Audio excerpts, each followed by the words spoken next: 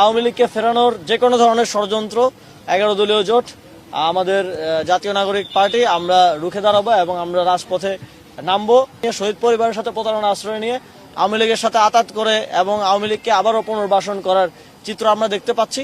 BNP যখন দেখলো এদেশের জনগণ তাদেরকে ম্যান্ডেট দিবে না, এদেশের জনগণ তাদেরকে সমর্থন দিচ্ছে না নির্বাচনের পূর্বে, তখন তারা আওয়ামী লীগের সাথে এক ধরনের বোঝাপড়া এবং আতাতে গিয়েছে এবং আমরা সেটা দেখেছি। তারেক রহমান তিনি একটা আন্তর্জাতিক মিডিয়ায় বলেছেন যে শেখ হাসিনার সন্তানরা রাজনীতিতে চাইলে ফিরতে পারেন। আওয়ামী লীগকে পুনর্বাসনের শর্তে বিএনপি এবার শর্তে এবং আতাতের মধ্য দিয়ে বিএনপি এবার সংখ্যাগরিষ্ঠতা অর্জন করেছে এবং এই আতাতের মধ্য দিয়ে তারা ক্ষমতায় যেতে যাচ্ছে এবং এটা আরো প্রতীয়মান হয়েছে বিভিন্ন জায়গায়। আওয়ামী লীগের অফিস উদ্বোধন এবং ওইটা আরো গৌরবের সাথে তারা প্রচারণা করছেন, মিডিয়াতে আসছেন, বক্তব্য দিচ্ছেন, আমরা দেখতে পাচ্ছি। কিন্তু বাংলাদেশের প্রচলিত বর্তমানে আপনারা জানেন আওয়ামী লীগের কার্যক্রম নিষিদ্ধ আছে।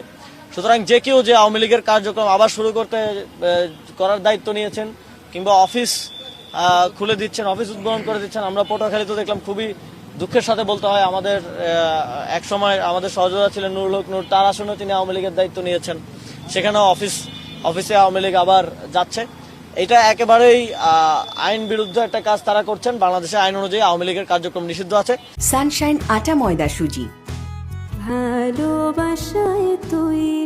সুতরাং যারাই আওয়ামী লীগের কার্যক্রম নিষিদ্ধ থাকা অবস্থায় আওয়ামী লীগের কার্যক্রমের দায়িত্ব নিয়েছেন তাদের বিরুদ্ধেও আমরা সরকারের কাছে আহ্বান জানাবো যে আপনারা আইন অনুযায়ী তাদের বিরুদ্ধে যথাযথ ব্যবস্থা গ্রহণ করুন এবং আওয়ামী লীগকে ফেরানোর যে কোনো ধরনের ষড়যন্ত্র 11 দলীয় জোট আমাদের জাতীয় নাগরিক পার্টি আমরা রুখে দাঁড়াবো এবং আমরা রাজপথে নামবো।